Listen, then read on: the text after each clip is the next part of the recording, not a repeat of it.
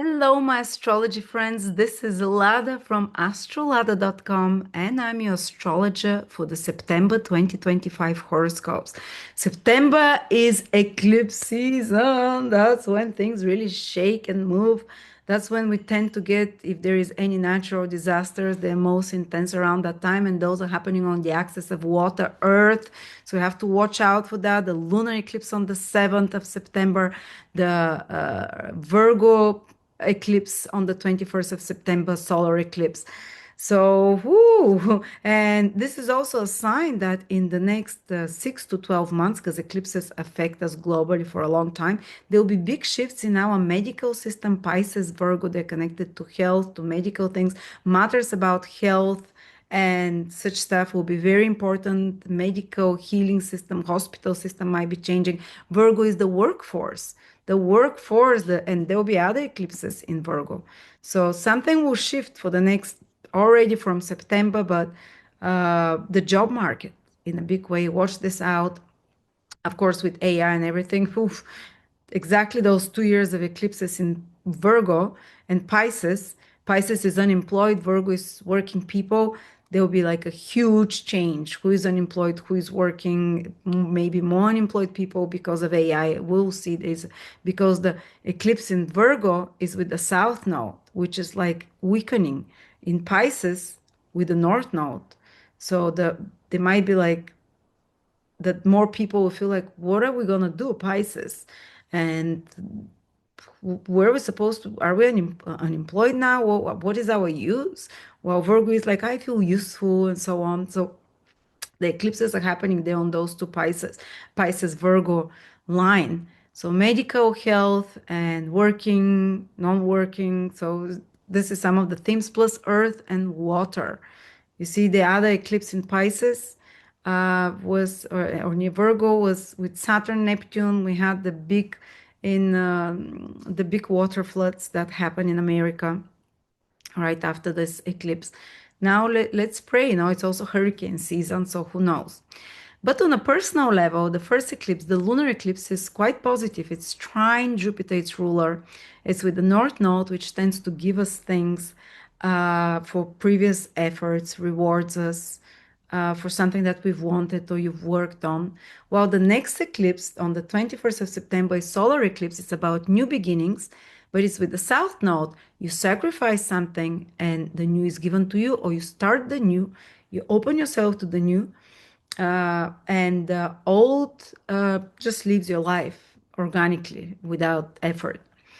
And Saturn is coming back to Pisces to finish old work. And actually, Saturn in Pisces cleans the slate, wipes the slate clean from past karmas. Think of problems that you had for the last 27, 8 years, or 14 or 7. These are Saturn cycles, or 21 years, or 14 or 7 or 28. That has been repeated. Saturn is coming back for the last 5 months here together with an eclipse there, a lunar eclipse, which lasts for 3 months to wipe it clean. So you start anew after that. So some repeating problems been bragging you, you're going to solve it in the next 5 months. But before I start with the 12 signs individually, I have a new course. I'm so excited. It's an ancient technique, 3,000 years old, ancient Hellenistic, the 3 periods of life. Everyone has 3 periods in life. Not everyone lives through all three. But there is a specific way and very easy. You don't need to know astrology. I lead you through that, how to calculate. For some people, the first period of life might be 17 to, for others, 38 years. And to analyze and to see, someone might be born in poverty and they shift into their second ruler, second life period, and they become so successful. Or someone might get into success and fortune and improved life and health only in the third period. So in their 70s, 60s, or some people move into the third period at 50. So for everyone is different. And I'll show you how exactly to calculate it, how to compare the periods, which is stronger, which is weaker. So you have a sense, like my first 38 years, I was in a very weak planet. And now I moved after that. So life has been wonderful into a much stronger planet. So or someone might be like very successful, famous, or, in the young adult years, popular and very promising. And then suddenly they disappear. They enter into their second period, which might be very weak in their horoscope, and they're like Mr. Nobody. So fantastic, only $20 for early bird purchases. Again, I want it to be very accessible to you. Um, and now let's go to the eclipses September for each of the 12 signs. Thank you. Leo Sun Moon Rising, September 2025, using tropical Western astrology. Leo, the month begins with Saturn moving back into your eighth house, where it's been for the last couple of years, but it moved back for 2, 3 months and it's coming back for its last spiel there till February.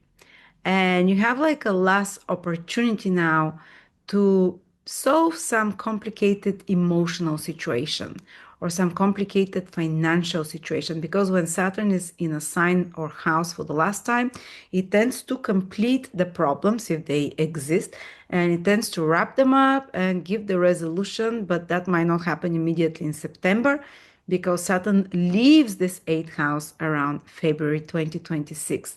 So don't expect immediately in September this to happen, but know that for the next 4 or 5 months, you might be working and being able to complete and solve an issue connected to, for example, financial restrictions of some sort, because the eighth house is one of the financial houses, especially if your financial resources come from a partner or if they are dependent on others or government or some support. And if there is some complicated situation, you might have to solve it, and you have to solve it by the time Saturn leaves the eighth house. It will be solved in some way. So you might have to find an external or different source of financial support from external source, or if the situation of your husband or marriage partner has been financial, mutual finances together, joint finances has been more complex. You have 4 or 5 months to find the solution, which finally, when Saturn leaves, hopefully, and usually you should have found it, of such situation, and or even to work on some matters of inheritance, insurances, taxes that you can restructure in some way, or that you have to put some extra effort to complete or to unblock if they're blocked, or if you're expecting money, say from alimony or from someone having to pay you money, or mortgage. Even eighth house is mortgage. You, or maybe your husband's been stuck, or partner, there, this is the time now, over the next 3, 4, 5 months, that this situation will be solved. It might not be easy because it is Saturn, but there will be some solution there to complete. And of course, every time Saturn is in Pisces, it finishes old karmic cycles because it's the last sign of the zodiac. And for you, it can be like old karmic cycle, for example, of it might have lasted 7 years, 14 years. Any of the Saturnian ages is 7, 14, 21, or 28 years even. For example, a karmic cycle or blockage of problems with, again, finances or receiving from the universe back, or if you're always been like worried that you're not worthy, like you're to receive from others, and you're gonna work slowly and patiently, but with a final solution and ending of this karmic repeating process of not receiving enough from others, whether it's emotional, financial, material support, or your mutual finances, or always being in relationships where you put in more than the other puts in. This is kind of like a last chance now for 4 or 5 months to work through those issues and to solve them, to finally be finished with that karma. When Saturn moves into Aries from February, you completed the 28 or some other divided by 7 cycle.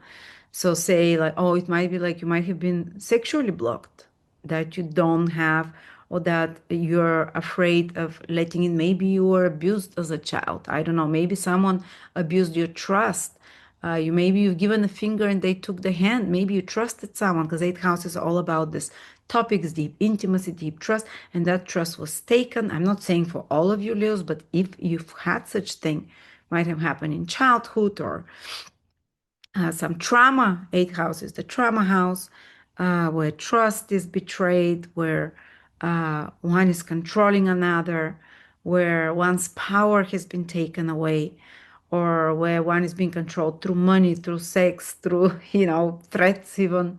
If you've been in such kind of cycle, and you've noticed, or cycle of lack that you can't receive from others, you can't ask from others, or that you always give more than you receive in some way, or if you're the opposite, you've been always taking a lot more than you're giving back, this will be showed to you now. But if you've been having such kind of a difficult loop, let's say for years or months, or that you've been in financial tightness, or in mutually, especially with another, or give and receive has been blocked, or the exchange of intimacy, even ability to open up sexually because of trauma or something, or to trust people, this is what Saturn and the eclipse, the lunar eclipse in Pisces, are going to help you resolve, because the lunar eclipse lasts 3 months.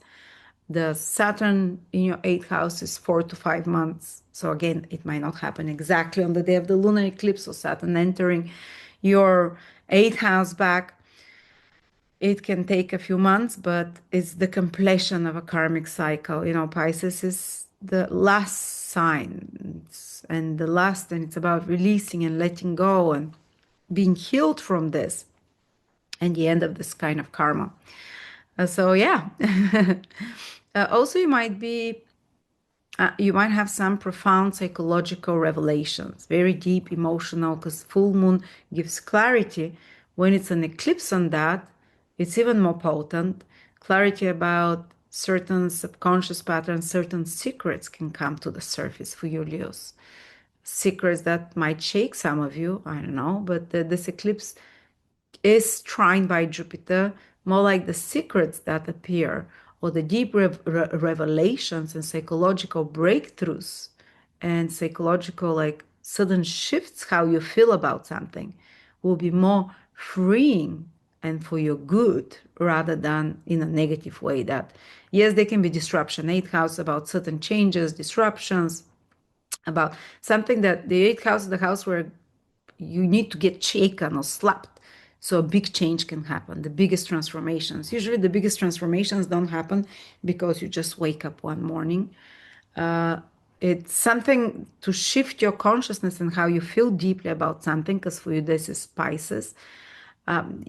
Sometimes some external earthquake can happen, should happen, or internal earthquake, because of which you really shift psychologically, and you even releasing certain attachments, because eighth house is where it's scorpionic house, where we get very like attached with the clothes, and very, kind of, we want to hold on to something a lot. But eighth house like wants you to release it at the same time. Any attachment is painful. All addictions are attachment that you can't shake up. Even being obsessed with someone, even being, everyone has some addiction, everyone has some obsession that they're hanging on for dear life, for emotional, as an emotional crutch. Well, this eclipse in Saturn there says if you have such things, you're working on them, and you have a lot of support from the universe. And with the eclipse there on the 7th and acting for the next 3 months, it can truly be much faster than what Saturn, because Saturn is slow, gradual, day by day. Uh, with with the eclipse, it can make like a big psychological breakthrough, like I said. So yeah, this is the eighth house themes for you. Or also, let's say, if you've been putting a lot of hard efforts in some investment, eighth house can be money that you've put in pooled resources like hedge funds or stock market, with where you've pooled your money with others. But maybe they can be results now. Full moon eclipse with the Rahu, the North Node, can give some material results for you, can give some the resolution or of some sort like that. Or again, if you're expecting money from somewhere, like mortgages, alimonies, support from another, there can be some change here, some very important development that starts solving this, or bringing conclusion to it, or resolution of some sort. But also deep psychological insights, because eighth house is very emotional and transformational. And then we have another eclipse on the 21st in Virgo in your second house. Now that's very practical, down to earth house. The eighth house is so mystical, tumultuous. It's about secrets, the things, astrology, breakthroughs. Oh yeah, you can use that energy of Saturn and the eclipse in the eighth house to study either astrology or something occult or psychology, to study the deep motivations and secrets within the soul, and to untangle it, to untangle this enigmatic, just like traumas are enigmatic and the work of the deep subconscious. But eighth house is astrology as well, or human design, or any such kind of more esoteric systems. Might be, that's how for some of you, or some investigation. With Saturn and the lunar eclipse, some investigation into something. For some of you, it can play out to dig to the bottom of something. And it's not just in September, as I said, it's a few months ahead. While the eclipse, the solar eclipse, on the 21st, at the last degree of Virgo, is the second new moon in Virgo this year.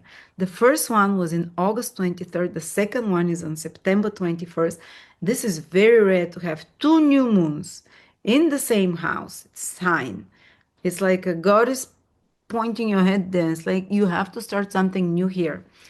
While the eighth house is asking you to detach, to release, to detach from trauma, to release all traumas, to release all things that you're really like holding on for dear life to, and not to be afraid of the unknown, and not to be afraid of letting go of those things. Well, this two new moons in your second house is like the universe saying, now look here for the whole September, the whole October, and a few months after, because solar eclipse acts for 6 months. So for the next 3, 4, 5 months, you have an opportunity to start something new. Opportunity, and that something new is not, it's bigger, and that's connected to your second house, to your self-worth, to your value, to revalue yourself in a different way. Do you value what you consider tasty, beautiful, attractive, worthy to invest your time, money, and energy in? There can be some kind of a crisis even there that pushes you to reevaluate your values, to change your style of aesthetic, taste of food, to try new food, even to try new ways of looking, to try. Second house is the face. Second house is like to change your in a new way, to renew it in some way.